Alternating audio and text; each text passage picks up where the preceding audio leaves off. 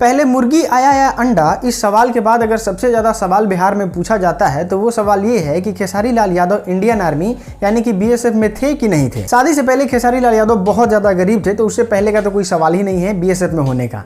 शादी के बाद ये चले आते हैं दिल्ली में ओखला शहर में वो लिट्टी चोखा का दुकान खोलते हैं अपनी बीवी के साथ, तो इसमें तो सवाल ही नहीं है कि वो बीएसएफ में रहें।